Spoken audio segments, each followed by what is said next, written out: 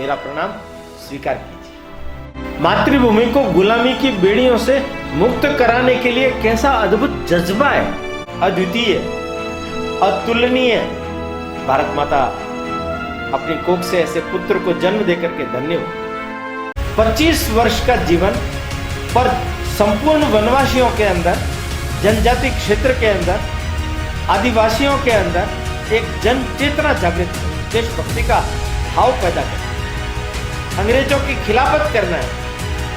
ये एक बड़ा जबरदस्त दृश्य छोटा नागपुर के अंदर उन्होंने पैदा किया। उसकी प्रेरणा पूरे भारतवर्ष के अंदर।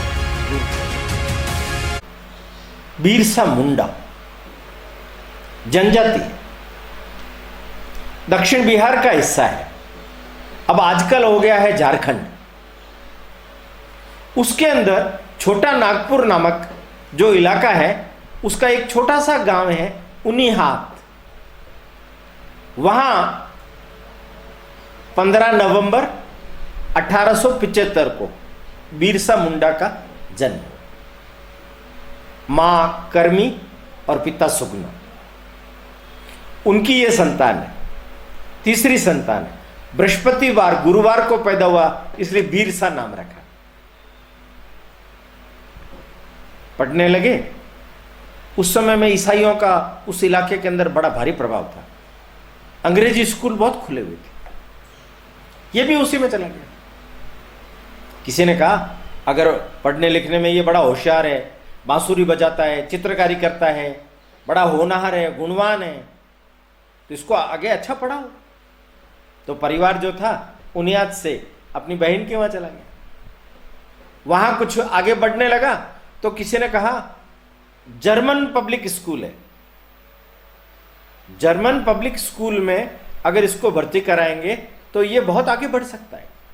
चाईबासा करके गांव, ईसाइयों का प्रमुख सेंटर, और ईसाइयों के द्वारा ये जर्मन पब्लिक स्कूल चलता है।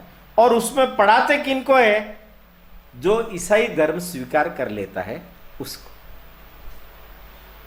इनका परिवार भी आ गया चाईबासा, ईसाई धर्म स्वीकार कर लिया। ये बिरसा मुंडा से बिरसा डेविड हो गया, ईसाई बन गया। पढ़ने लग गया, आगे बढ़ने लगा।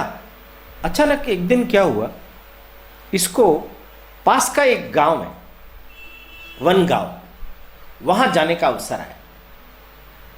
वहां एक बड़ी दिव्य विभूति का दर्शन हुआ।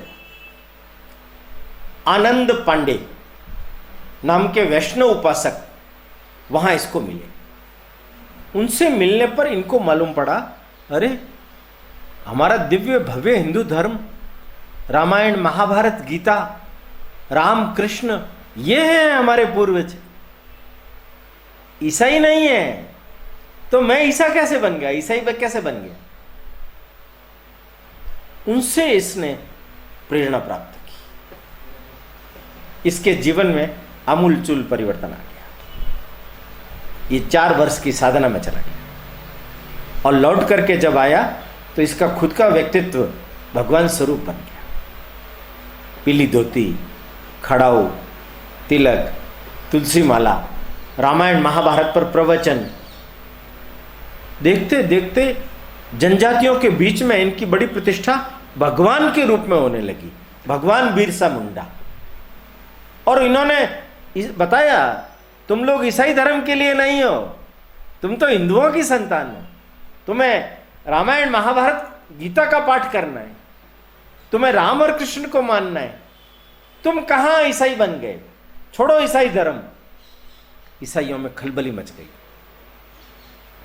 लोग इनके अनन्यतम भक्त बनने लगे, हजारों की संख्या में इनके पास आने लगे। इनका जो प्रमुख स्थान था, उस स्थान पर बड़े बड़े प्रवचन और बड़ी बड़ी भीड़ रहने लगी। पास में एक ईसाई पादरी रहता था, असमान। उसको ये दृश्य देखने को मिला तो उसको लगा कि ये छोटा नागपुर और इस सारे इलाके से हमें निकलना पड़ेगा, भागना पड़ेगा, ये तो अंग्रेजों की खिलाफत कर रहा है। तो इसने शिकायत की कमिश्नर से,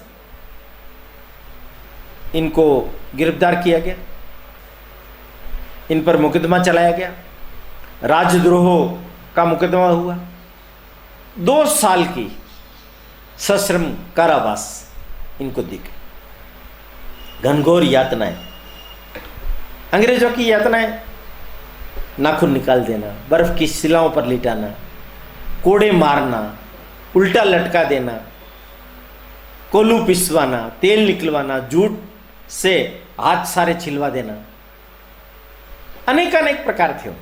बूटों से हाथ को कुचल देना, पैरों को कुचल देना, नमक का पानी छिड़कना गांवों पर, ऐसे अनेक यातनाएं। उन यातनाओं में से ये तप करके बाहर आए। कारावास पूरा हुआ, इन्होंने निर्णय कर लिया अंग्रेजों से प्रेम से बात नहीं की जा सकती, अपने हथियार तैयार करो, तीर कमान, बंदूकें, फरसे, कुल्हाड़ी, सशस्त्र क्रांति होगी। उन्नन हाल ये एक शब्द है जो क्रांति के दिवस को उद्घोषित करता है, और उन्होंने क्रांति का बिगुल फूंक दी अंग्रेजों के खिलाफ। आप देखिए उस पूरे इलाके के अंदर हजारीबाग तक, कलकत्ता तक इसकी गूंजने लगी।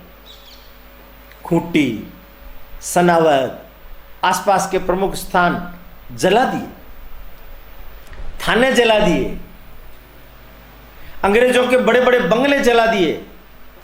वीरसा के नाम पर अंग्रेज थर्राने लग गए, कांपने लग गए। सशस्त्र संघर्ष हुआ, इनके 400 सैनिक मारे गए, 400 सैनिकों को गिरफ्तार कर लिया गया, इनको खुद को भी गिरफ्तार कर लिया गया, और गिरफ्तार करके हजारीबाग जेल में इनको डाल दिया। कहते हैं जेल के अंदर बहुत यातनाएं वापस दी गई इनको, और अंततोगत्वा अंग्रेजों को लगा कि ये जेल से छूटने के बाद में भी अगर ये जिंदा भी रहेंगे तो हमारे खिलाफ ही काम करेंगे। जेल दे दी। 9 जून 1975 का जन्म है, 1900, केवल 25 वर्ष, केवल 25 वर्ष, 25 वर्ष का जीवन पर संपूर्ण वनवासियों के अंदर, जनजाति क्षेत्र के अंदर, आदिवासियों के अंदर एक जन चेतना जागृत कर दी, देशभक्ति का भाव पैदा कर दी। अंग्रेजों की खिलाफत करना है, ये एक बड़ा जबरदस्त दृश्य छोटा नागपुर के अंदर उन्होंने पैदा किया। उसकी प्रेरणा पूरे भारतवर्ष के अंदर गूंज उठी।